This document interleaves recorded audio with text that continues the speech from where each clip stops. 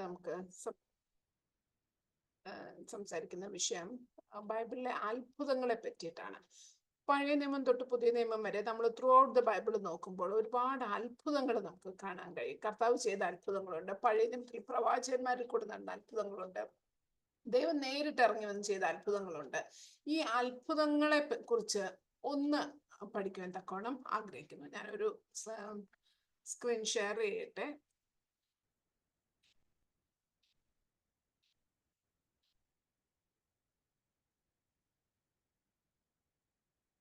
എല്ലാവർക്കും കാണാമെന്ന് ചിന്തിക്കുന്നു. ബൈബിളിലെ അത്ഭുതങ്ങളെ കുറിച്ചാണ് ഇതിനകത്ത് സംസാരിക്കാൻ ആഗ്രഹിക്കുന്നത്. അത്ഭുതം എന്ന് വെച്ചാൽ മിറക്കിൾ എന്ന് പറഞ്ഞ അർത്ഥം എന്താ? മിറക്കിൾ എന്ന് പറഞ്ഞാല് ദൈവത്തിന്റെ ഒരു പ്രവൃത്തി, മനുഷ്യനെ കൊണ്ട് കഴിയാത്തത്, നാച്ചുറൽ ലോ കൊണ്ട് കഴിയാത്തത് ദൈവം ചെയ്യുന്നത്. ചില തടസ്സങ്ങൾ മാറ്റി തന്ന്, ചില വഴികളെ തുറന്ന് ദൈവം ചില അത്ഭുതങ്ങളെ ചെയ്യുന്നതിനാണ് മിറക്കിൾ എന്ന് പറയുന്നത്.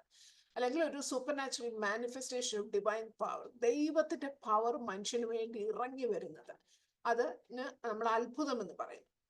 അതുപോലെ ദൈവത്തിന്റെ പവറും പ്രസൻസും, ദൈവത്തിന്റെ സാന്നിധ്യം നമ്മളൊന്ന് അനുഭവിക്കുമ്പോൾ നമ്മൾ അതിനെ മിറക്കിൾ എന്ന് പറയുന്നു. മിറക്കിളിന് ബൈബിളിൽ യൂസ് ചെയ്തിരിക്കുന്ന വാക്കുകൾ അത്ഭുതങ്ങൾ, അടയാളങ്ങൾ, വീര്യപ്രവൃത്തികൾ, അതിശയക്രിയകൾ, ഇതെല്ലാം പഴയ നിയമത്തിലും പുതിയ നിയമത്തിലും നമുക്ക് കാണാൻ കഴിയുന്ന വാക്കുകളാണ്. ഈ പഴയ നിയമത്തിലെ ചില അത്ഭുതങ്ങളെ നോക്കിയാല് പലതും പ്രവാചകന്മാരിൽ കൂടെ ദൈവം, ഉൽപ്പത്തി മുതൽ നമുക്ക് അത്ഭുതങ്ങൾ കാണാൻ കഴിയും.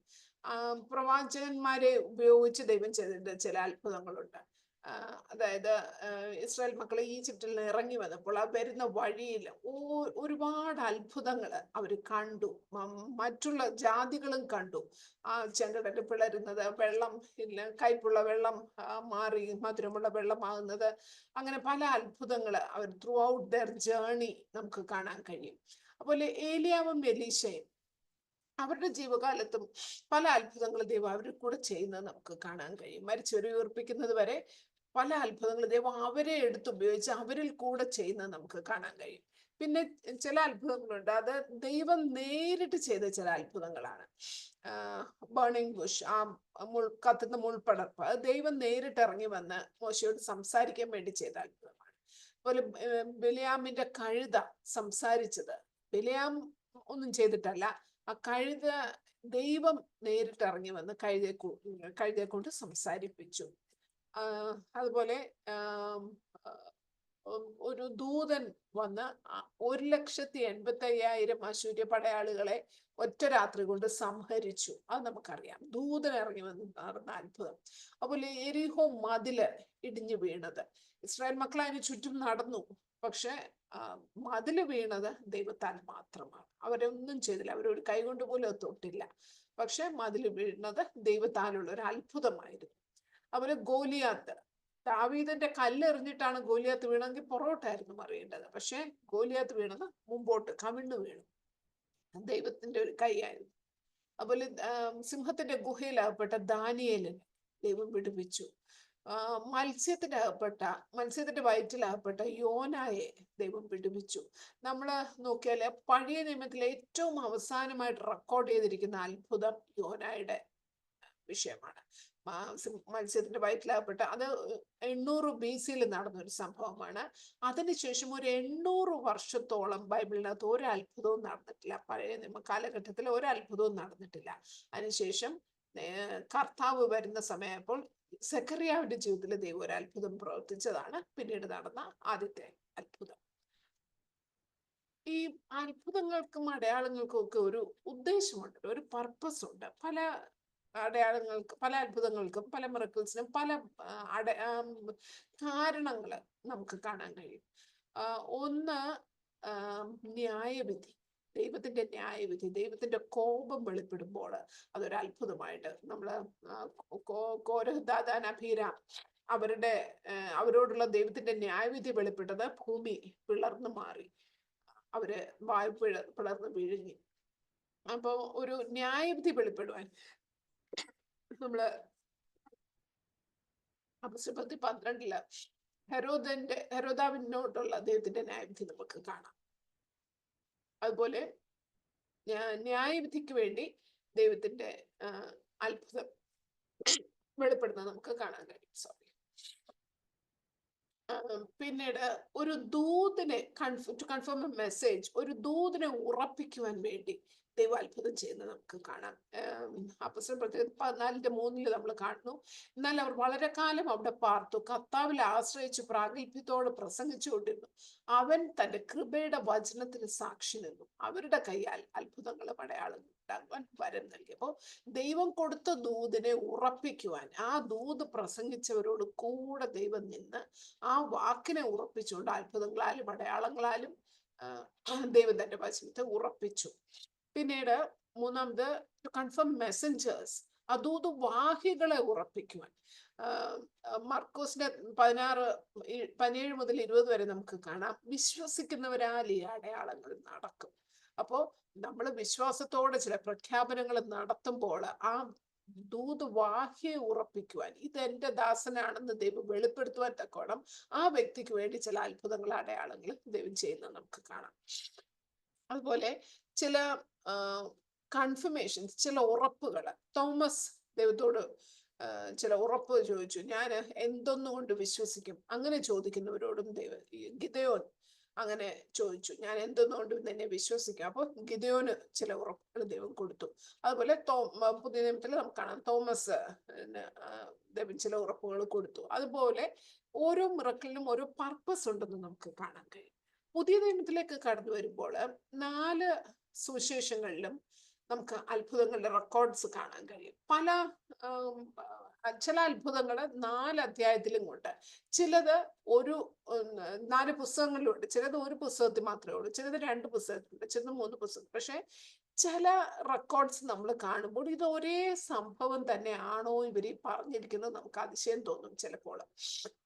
കാരണം ചിലതില് ഒരേ അത്ഭുതം പലരും എഴുതുമ്പോൾ പല വ്യൂ പോയിന്റിൽ നിന്ന് എഴുതുന്നത് നമുക്ക് കാണാൻ കഴിയും. ചിലതിനകത്ത് ചില വ്യത്യാസങ്ങൾ നമുക്ക് കാണാം. അപ്പം നമുക്ക് സംശയം തോന്നും, ഇത് ഒരേ അത്ഭുതം തന്നെയാണോ അതോ വേറൊരെണ്ണോ ആണോ ഈ പറഞ്ഞിരിക്കുന്നതെന്ന് തന്നെ തോന്നുന്നു. ഗദ്രദേശത്തെ ഭൂതഗ്രസ്തന്റെ കാര്യം, ചിലതില് ഒരു ഭൂതഗ്രസ്ത, ചിലതിൽ 2 ഭൂതഗ്രസ്ത എന്ന് കാണാം. ഒന്നിലെ രാജഭൃത്യന്റെ മകൻ എന്ന് കാണാം, മറ്റൊന്നിലെ രാജഭൃത്യന്റെ ശതാധിപന്റെ മകൻ എന്ന് കാണാം, മറ്റൊന്നിലെ ശതാധിപന്റെ ഭൃത്യൻ എന്ന് കാണാം.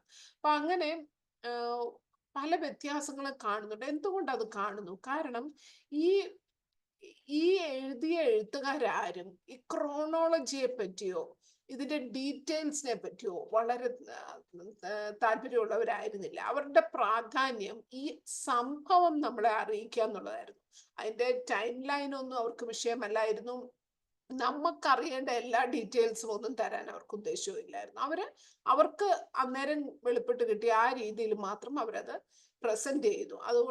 അതുകൊണ്ട് ഈ പല ഗോസ്പൽ റെക്കോർഡ്സും തമ്മിൽ നമുക്ക് വ്യത്യാസങ്ങൾ കാണാൻ കഴിയും. ഈ കർത്താവിന്റെ അത്ഭുതങ്ങള് നമ്മൾ നോക്കിയാല് അതിന്റെ ഉദ്ദേശങ്ങളില് ഏറ്റവും വലിയൊരു ഉദ്ദേശം നമ്മൾ കാണുന്നത് ദൈവത്തെ ഉയർത്തുവാനാണ്. കർത്താവിന്റെ അത്ഭുതങ്ങളിൽ ഏറ്റവും കൂടുതൽ നടന്നിട്ടുള്ളത് ഹീലിംഗ് ആണ്, രോഗസൗഖ്യമാണ്. ഈ രോഗസൗഖ്യം നടക്കുന്നതിലെല്ലാം നമ്മൾ കാണുന്നു, കർത്താവ് പറയുന്നു, ഇവൻ രോഗിയായി തീർന്നത് ഇവൻ നിമിത്തമാണോ ഇവന്റെ അമ്മയപ്പന്മാർ നിമിത്തമാണോ എന്ന് ചോദിച്ചപ്പോൾ കർത്താവ് പറഞ്ഞു, ഇവരുടെ ആരുടെയും നിമിത്തമല്ല, ദൈവനാമം ഇവയെങ്കിൽ മഹത്വപ്പെടേണ്ടതിനത്രേ. അപ്പോൾ കർത്താവ് ചെയ്ത അത്ഭുതങ്ങളുടെ ഏറ്റവും പ്രധാനമായ ഉദ്ദേശം ദൈവനാമം ഉയരുക എന്നുള്ളതായിരുന്നു. പിന്നീട് മറ്റൊരു ഉദ്ദേശം, കഷ്ടപ്പെടുന്ന ജനത്തെ കാണുമ്പോൾ കർത്താവിന് കമ്പാഷൻ തോന്നി. പലയിടത്തും നമ്മൾ കാണുന്നവരോട് മനസ്സലിഞ്ഞിട്ട് കർത്താവ് അവരെ തൊട്ടു സൗഖ്യമാക്കി. അപ്പോൾ അവരുടെ ഭാരങ്ങളിൽ, അവരുടെ പ്രയാസങ്ങളിൽ അവരെ ആശ്വസിപ്പിക്കാൻ, അവരെ സഹായിക്കുവാൻ, അവരുടെ ഭാരത്തിൽ നിന്ന് അവരെ പുറത്തു കൊണ്ടുവരുവാൻ കർത്താവ് പലരെയും സൗഖ്യമാക്കി. പിന്നെ മറ്റൊരു ഉദ്ദേശം, താൻ ആരെന്ന് വെളിപ്പെടുത്തുവാൻ, താൻ ദൈവത്തിന്റെ പുത്രനാണെന്ന് വെളിപ്പെടുത്തുവാൻ കർത്താവ് ചില അത്ഭുതങ്ങൾ ചെയ്തു. യോഹന്നാൻ 20:30 21:25 നാം കാണുന്നു, കർത്താവ് ചെയ്ത അത്ഭുതങ്ങൾ ഇത്രയൊന്നും അല്ല, ഇതിനേക്കാൾ അധികം ഉണ്ടായിരുന്നു. പക്ഷെ അതെല്ലാം കൂടി എഴുതാൻ ഈ പുസ്തകങ്ങൾ തികയത്തില്ലെന്നാണ് യോഹന്നാൻ അപ്പോസ്തലൻ പറയുന്നത്. അപ്പോ കർത്താവിന്റെ ദൈവത്വം ഒന്ന് വെളിപ്പെടുത്തുന്ന ആവശ്യമുള്ളത് മാത്രമാണ് ഗോസ്പൽ അക്കൗണ്ട്സിൽ റെക്കോർഡ് ചെയ്തിട്ടുള്ളത്. ഇനി നമ്മൾ കാണുന്നത് ഈ പല വ്യക്തികളെയും കർത്താവ് ശാരീരിക രോഗങ്ങളെ സൗഖ്യമാക്കി. പക്ഷേ ഈ രോഗം സൗഖ്യമാക്കിയെങ്കിലും ഈ പല അത്ഭുതങ്ങളുടെയും പ്രധാനപ്പെട്ട ഉദ്ദേശം രോഗസൗഖ്യമായിരുന്നില്ല. അവരുടെ ഫിസിക്കൽ നീഡ് സാറ്റിസ്ഫൈ ചെയ്യുക എന്നുള്ള ഒരു ഉദ്ദേശത്തോടല്ല കർത്താവ് പല അത്ഭുതങ്ങളും ചെയ്തത്. ചില അത്ഭുതങ്ങളുടെ ഉദ്ദേശം ഡയറക്റ്റ് ആയിട്ട് തന്നിട്ടുണ്ട്. ചില അത്ഭുതങ്ങളുടെ ഉദ്ദേശം അത് കണ്ടവരുടെ റെസ്പോൺസിൽ നമുക്കറിയാൻ കഴിയും. ഇവൻ വാസ്തവത്തിൽ ദൈവപുത്രനായിരുന്നു സത്യം എന്ന് പറയുന്ന ചില ചിലരുടെ അതിശയത്തിന്റെ വാക്കുകൾ നമുക്ക് കാണാൻ കഴിയും. ഈ എല്ലാ അത്ഭുതങ്ങളും ഒരു ഗ്രേറ്റർ ട്രൂത്ത്, ഇതിനപ്പുറമായ ഒരു സത്യത്തിലേക്കാണ് വാസ്തവത്തിൽ വഴി നടത്തുന്നത്. അത് പക്ഷെ എത്രത്തോളം അത് എല്ലാവർക്കും വെളിപ്പെടുന്നു എന്ന് അറിയത്തില്ല. പലപ്പോഴും അത്ഭുതങ്ങൾ അനുഭവിച്ചവർ പോലും അന്നേരത്തെ ആ ഫിസിക്കൽ ബെനിഫിറ്റ് പ്രാപിച്ചു കഴിഞ്ഞിട്ട് പലപ്പോഴും ഇത് ആരിൽ നിന്ന് വന്നു, എങ്ങനെ വന്നു, എന്തുകൊണ്ട് വന്നു എന്നുള്ള ചോദ്യത്തിന് ഉത്തരം കാണാതെ അവര് സ്വന്തം വഴിക്ക് പോകാറുണ്ട്. കർത്താവ് ഭൂതങ്ങളെ പുറത്താക്കിയപ്പോൾ കർത്താവിന്റെ അവയുടെ മേലുള്ള അതോറിറ്റിയാണ് കർത്താവ് വെളിപ്പെടുത്തിയത്, ഭൂതങ്ങളുടെ മേലുള്ള അധികാരം. കർത്താവ് ശബത്ത് നാളുകളിലും രോഗികളെ സൗഖ്യമാക്കിയപ്പോൾ ശബത്തിന്റെ മേലുള്ള കർത്താവിന്റെ അധികാരമാണ് കർത്താവ് വെളിപ്പെടുത്തിയത്. അതുപോലെ പ്രകൃതിയുടെ മേലുള്ള തന്റെ അധികാരം വെളിപ്പെടുത്തുന്ന ഒരുപാട് അത്ഭുതങ്ങളും കർത്താവ് ചെയ്തു. അപ്പോൾ ഈ അത്ഭുതങ്ങളെല്ലാം വാസ്തവത്തിൽ ചൂണ്ടിക്കാണിക്കുന്നത് അതോറിറ്റിയോടെ ഒരു വ്യക്തി, ദൈവത്തിന്റെ അതോറിറ്റിയോടെ ആണ് ഞാൻ ഈ ഭൂമിയിൽ വന്നിരിക്കുന്നത്, പിതാവായ ദൈവം എനിക്ക് തന്ന അതോറിറ്റിയിലാണ് ഞാൻ ഇതെല്ലാം ചെയ്യുന്നത് എന്നുള്ളതാണ് കർത്താവ് വാസ്തവത്തിൽ ചൂണ്ടിക്കാണിക്കുന്നത്. നാം യോഹന്നാൻ 6 നമ്മൾ ഈ സംഭവം കാണുന്നു. 5 അപ്പം കൊണ്ട് 5000 പേരെ പോഷിപ്പിച്ച ആ സംഭവം നമ്മൾ ഈ അധ്യായത്തിൽ കാണാൻ കഴിയുന്നു. ഇത്രയും വലിയൊരു അത്ഭുതം നടന്നു, ഇത്രയും പേര് ആഹാരം കഴിച്ചു, 12 കൊട്ട ബാക്കി വന്നു, എല്ലാവരും പിരിഞ്ഞുപോയി. പിന്നെ രാത്രിയിലെ കർത്താവ് ഒറ്റയ്ക്ക് വേറിട്ട് താൻ മാറിപ്പോയി. അടുത്ത ദിവസം താൻ കാണുന്നത് ആളുകൾ തന്നെ തപ്പി വരുന്നു. പക്ഷെ ഈ ആളുകൾ കർത്താവിനെ അന്വേഷിച്ച് വരുന്നത് കണ്ടിട്ടും കർത്താവിന് വാസ്തവത്തിൽ he's not impressed, he's not അതിലങ്ങ് സന്തോഷിക്കുകയല്ല, അതിൽ അഹങ്കരിക്കുകയല്ല താൻ ചെയ്യുന്നത്. പക്ഷെ അവരുടെ സെൽഫിഷ്നെസ് ആണ് കർത്താവ് അന്നേരവും തിരിച്ചറിയുന്നത്. കർത്താവ് പറഞ്ഞു, ആമേൻ ആമേൻ ഞാൻ നിങ്ങളോട് പറയും, നിങ്ങൾ അടയാളം കണ്ടതുകൊണ്ടല്ല, അപ്പം തിന്ന് തൃപ്തരായതുകൊണ്ട് അത്രയും എന്നെ അന്വേഷിക്കുന്നത്. കർത്താവിനെ അറിയാമായിരുന്നു അവരുടെ എന്തുകൊണ്ടാണ് കർത്താവിന്റെ പിന്നാലെ വരുന്നത്. അവര് അടയാളം കണ്ടതുകൊണ്ടോ കർത്താവ് ആരെന്ന് മനസ്സിലാക്കിയത് കൊണ്ടോ ഒന്നുമല്ല. അവർക്ക്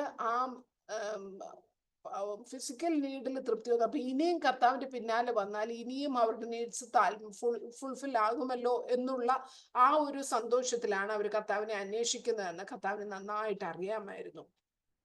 പക്ഷെ കർത്താവ് ദുഃഖിച്ചത് ഈ അത്ഭുതം കർത്താവ് ചെയ്തെങ്കിൽ അതൊരു അടയാളമായിരുന്നു എന്ന് അവർ തിരിച്ചറിയത്തില്ല. അടയാളം എന്ന് പറയുമ്പോൾ മറ്റെന്തിനെയോ സൂചിപ്പിക്കുന്ന ഒരു കാര്യം. കർത്താവ് ആഗ്രഹിച്ചത് അവര് തിരിച്ചറിയണമായിരുന്നു. ഇത് ജീവന്റെ അപ്പത്തെയാണ് ഈ ഇത് ചൂണ്ടിക്കാണിക്കുന്നത്. ജീവന്റെ അപ്പമായ ക്രിസ്തുവിനെ ചൂണ്ടിക്കാണിക്കുന്ന ഒരു അത്ഭുതമാണിത് എന്ന് കർത്താവ് അവരറിയണമെന്ന് കർത്താവ് ആഗ്രഹിച്ചു. പക്ഷേ അവര് ഈ അത്ഭുതം കണ്ടതല്ലാതെ ഈ അപ്പത്തിന്റെയും മീനിന്റെയും അപ്പുറത്ത് നിൽക്കുന്ന ആ ഒരു ജീവന്റെ അപ്പത്തെ കാണുവാൻ പലർക്കും കഴിഞ്ഞിട്ടില്ല. അവര് ആ അന്നേരത്തെ നീഡ് സാറ്റിസ്ഫൈ ആകുന്നതിൽ മാത്രം പലപ്പോഴും തൃപ്തരായി പോകുന്നത് നമുക്ക് കാണാൻ കഴിയും. നമ്മുടെ ജീവിതത്തിലും അതുപോലെയാണോ? അടയാളങ്ങള് അത്ഭുതങ്ങള് കർത്താവ് ചെയ്യുമ്പോൾ നാം അതിൽ തൃപ്തരായി നിന്നു പോകാതെ നമുക്ക് അതിനപ്പുറമായിട്ട് കർത്താവിന്റെ ഉദ്ദേശം നമ്മളൊന്ന് തിരിച്ചറിയേണ്ടിയിരിക്കുന്നു. അതുപോലെ ഈ അത്ഭുതം ചെയ്തത് കൊണ്ട് മാത്രം യേശു കർത്താവാണ്, ദൈവപുത്രനാണെന്ന് നമുക്ക് തിരിച്ചറിയാൻ കഴിയുമോ? പഴയ നിയമത്തിലും പ്രവാചകന്മാർ അത്ഭുതം ചെയ്തു. പക്ഷെ കർത്താവ് ചെയ്ത അത്ഭുതങ്ങൾ ഒരിക്കലും കർത്താവ് ഞാൻ ദൈവമാണ് എന്ന് കാണിക്കാൻ വേണ്ടിയിട്ടല്ല ചെയ്തത്. പക്ഷേ കർത്താവ് ചെയ്തതെല്ലാം ഞാൻ ദൈവത്തിൽ ആശ്രയിച്ച് ചെയ്യുന്നു താൻ വെളിപ്പെടുത്തി. യോഹന്നാൻ 10:38 നാം കാണുന്നു, പിതാവ് എന്നെ കാണിച്ചത് ഞാൻ നിങ്ങൾക്ക് വേണ്ടി ചെയ്യുന്നു, പിതാവിൽ നിന്ന് പ്രാപിച്ചത് മാത്രം ഞാൻ ചെയ്യുന്നു. അപ്പോ കർത്താവ് വീണ്ടും വീണ്ടും സ്ട്രെസ് ചെയ്തത് പിതാവാണ് സകലത്തിന്റെയും ഉറവിടം, പിതാവാണ് സകലത്തിന്റെയും സോഴ്സ്. അത് നമ്മളും അറിയണമെന്ന് കർത്താവ് ആഗ്രഹിക്കുന്നു. അതായത് ഞാൻ കർത്താവിലും ഞാൻ പിതാവിലും പിതാവ് എന്നിലും, ഞാൻ പിതാവിനെ ഡിപ്പെൻഡ് ചെയ്യുമ്പോഴാണ് എൻ്റെ ജീവിതത്തിൽ എനിക്ക് അത്ഭുതങ്ങൾ ചെയ്യാൻ കഴിയുന്നത്. അതുപോലെ നിങ്ങൾക്കും ഇതിനപ്പുറമായിട്ടുള്ളത് ചെയ്യാൻ കഴിയും എന്നുള്ളതാണ് കർത്താവോട് നമ്മളെ പഠിപ്പിച്ച പാഠം. കർത്താവ് ഭൂമിയിൽ കടന്നു വന്നപ്പോൾ താൻ ചെയ്ത അത്ഭുതങ്ങളെ പ്രധാനപ്പെട്ട ഉദ്ദേശം ഇവയായിരുന്നു. God is at work in the world. ഈ ലോകത്തിന്റെ കഷ്ടങ്ങൾ, ഈ ലോകത്തിന്റെ ഭാരങ്ങളിൽ ദൈവം അകന്നു നിൽക്കുന്ന ഒരു ദൈവമല്ല. അതിലെല്ലാം ഇൻവോൾവ് ആയി ജനത്തെ വിടുവിക്കുന്ന, ജനത്തെ സൗഖ്യമാക്കുന്ന, ജനത്തിന്റെ ആവശ്യങ്ങൾ അറിഞ്ഞിടപെടുന്ന ഒരു ദൈവമാണെന്ന് കർത്താവ് വെളിപ്പെടുത്തുവാൻ ആഗ്രഹിച്ചു. അതുപോലെ ദൈവം തന്റെ ജനത്തെ സ്നേഹിക്കുന്ന, കരുതുന്ന, അവരുടെ ആവശ്യങ്ങളെ പ്രൊവൈഡ് ചെയ്യുന്ന ഒരു ദൈവമാണെന്ന് കർത്താവ് വെളിപ്പെടുത്തി. അതുപോലെ ഗോഡ് സൂപ്പർ നാച്ചുറൽ പവർ എന്ന് വെളിപ്പെടുത്തി. ഒരു കാര്യം നടക്കുന്നില്ലെങ്കിൽ അയ്യോ നടക്കുന്നില്ല എന്ന് നമ്മൾ മാനുഷികമായിട്ട് നിരാശപ്പെട്ടു പോകും. പക്ഷെ ആ നിരാശകളെ കർത്താവിന്റെ അടുക്കലേക്ക് കൊടുക്കുമ്പോൾ അതിനെ മാറ്റി, ആ നിരാശയെ മാറ്റി അതിനപ്പുറമായി ചിലത് ചെയ്യുവാൻ പ്രാപ്തിയുള്ള ഒരു ദൈവമാണെന്ന് കർത്താവ് നമുക്ക് കാണിച്ചു തന്നു. ഈ ലോകത്തിന്റെ നിയമങ്ങൾക്ക് അതീതമായിട്ടും പ്രവർത്തിക്കാൻ കഴിയുന്ന ഒരു ദൈവമാണെന്ന് കർത്താവ് നമുക്ക് കാണിച്ചു തന്നു. അതുപോലെ മാർജിനലൈസ്ഡ് ആയിട്ടുള്ള ആളുകളെ, തള്ളപ്പെട്ടവരെ, ആർക്കും വേണ്ടാത്തവരെ, അവരെ ചേർത്ത് നിർത്തുന്ന ഒരു കർത്താവ്, അവരോട് കമ്പാഷൻ തോന്നുന്ന ഒരു കർത്താവ്, അവരോട് പ്രത്യേക കരുണയോട് ഇടപെടുന്ന കർത്താവ്, അവരുടെ ആവശ്യങ്ങളിൽ അവരോട് കൂടെ ഇരിക്കുന്ന ഒരു കർത്താവാണെന്ന് നമുക്ക് കാണാൻ കഴിയും. അതുപോലെ തൻ്റെ കമ്പാഷൻ വാക്കുകൾ കൊണ്ട് മാത്രം ഒതുക്കി നിർത്തുന്ന ഒരു കർത്താവല്ല, അതിനപ്പുറമായിട്ട് അവർക്ക് വേണ്ടി പ്രവർത്തിക്കുന്നതിൽ കൂടെ തൻ്റെ കരുണ വെളിപ്പെടുത്തുന്ന ഒരു ദൈവമാണെന്ന് നമുക്ക് മനസ്സിലാക്കാൻ കഴിയും. കർത്താവിന്റെ അത്ഭുതങ്ങളെ, ഈ 4 സുവിശേഷത്തിലും കാണുന്ന കർത്താവിന്റെ അത്ഭുതങ്ങളെ നമ്മൾ പഠിച്ചാൽ അത് 4ആയിട്ട് തരംതിരിക്കാൻ കഴിയും. രോഗങ്ങളുടെ മേലുള്ള കർത്താവിന്റെ അത്ഭുതം, പ്രകൃതിയുടെ മേലുള്ള അത്ഭുതങ്ങള്, ഭൂതങ്ങളുടെ മേലുള്ള അത്ഭുതങ്ങള്, മരണത്തിന്റെ മേലുള്ള അത്ഭുതങ്ങള്. ഈ 4 തരത്തില് കർത്താവിന്റെ ഈ ഭൂമിയിൽ ഉള്ള വാസത്തില് റെക്കോർഡഡ് ആയിട്ടുള്ള മിറക്കിൾസിനെ നമുക്ക് തരംതിരിക്കാൻ കഴിയും. വരുന്ന ലേഡീസ് മീറ്റിങ്ങുകളിൽ നമുക്ക് ഈ 4 വിഷയങ്ങളെ കുറിച്ച് പഠിക്കാം. ഓരോ സഹോദരിമാർ ഈ വിഷയങ്ങൾ പഠിച്ചിട്ട് നമ്മളോട് സംസാരിക്കും. രോഗങ്ങളുടെ മേലുള്ള കർത്താവിന്റെ അധികാരം, പ്രകൃതിയുടെ മേലുള്ള കർത്താവിന്റെ അധികാരം, ഭൂതങ്ങളുടെ മേലുള്ള അധികാരം, മരണത്തിന് മേലുള്ള അധികാരം. ഈ 4 രീതിയിൽ അധികാരമുള്ള കർത്താവിനെ വരുന്ന ദിവസങ്ങളിൽ നമുക്ക് നമ്മുടെ മുമ്പിൽ സഹോദരിമാർ പ്രസന്റ് ചെയ്യും. നമുക്ക് തുടർന്ന് ശ്രദ്ധിക്കാം. Thank you.